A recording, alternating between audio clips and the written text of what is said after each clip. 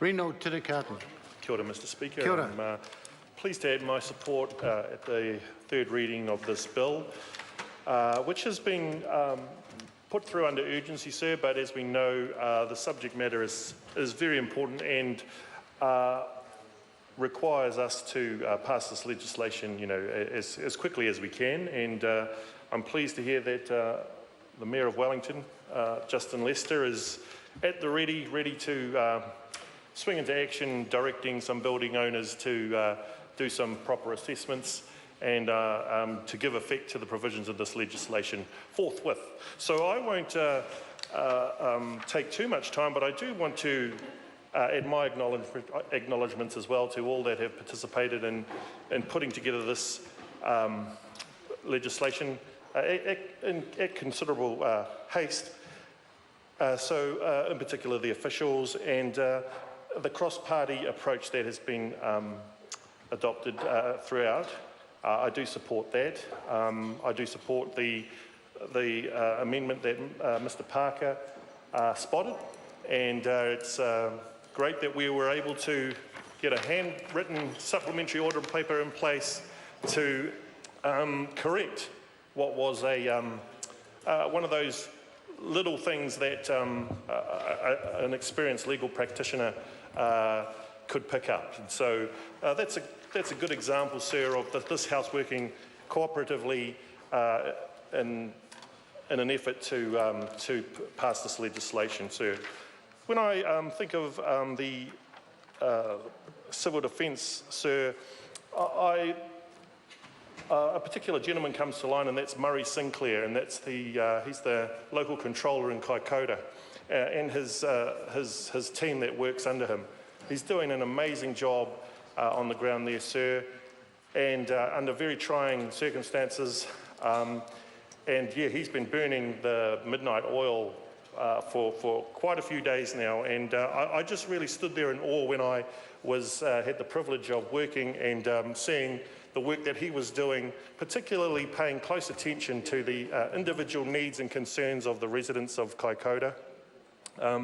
Obviously, he's under a lot of pressure and inundated with a lot of demands and requests from various quarters, but he was very professional in the way he approached all of his work, and especially with the way that he dealt with people, and indeed the way that he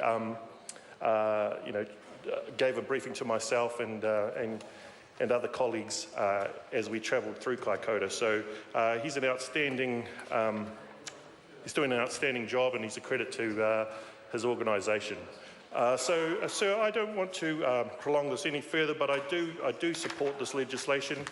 We are bringing forward the provisions to ensure that there is a seamless transition from this emergency recovery phase, emergency through to the recovery phase, and it aligns the legislation with the reality of what is happening on the ground in the Huranui and the Kaikoura region, and so I commend that. And also, sir, I do commend the amendments in relation to the requirement to direct building owners to do building assessments. And sir, I don't want to tarnish all building owners with the same brush.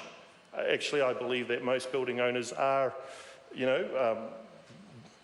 value their investment that they have in their buildings, and they want to ensure that they are structurally sound and fit for purpose and doing the job properly and generating a return for the owner.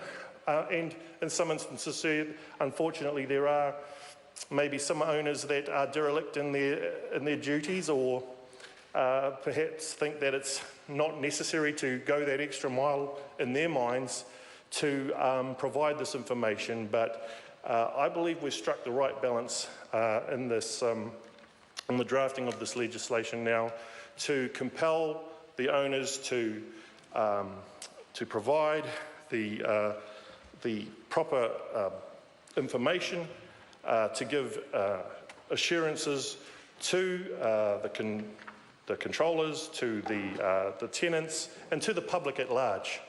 I think, and I'm certainly sure that we will be seeing over the next few days public notices, as is a requirement under this bill, public notices that will be issued advising the public at large that these directions have been made on building owners, and so therefore the public will know that, at least in relation to those buildings concerned, that there will be that there is a requirement on the owner to actually come up with the required information to ensure that it is structurally sound, and to give the insurance to the powers who are overseeing the safety issues. And ultimately, sir, that's what this legislation is about. It's about ensuring the safety.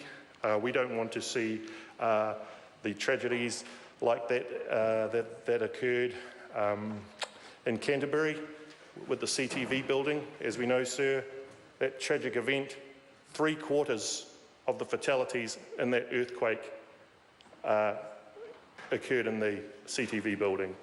Now, I'm not saying, sir, that if this passage was enacted, this legislation was enacted, that could have been prevented. Maybe it could have, maybe it couldn't.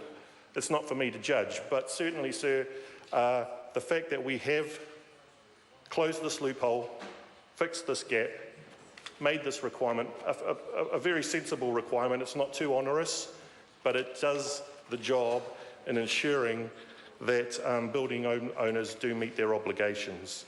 And so with that, sir, I would like to commend this bill to the House. Kia ora.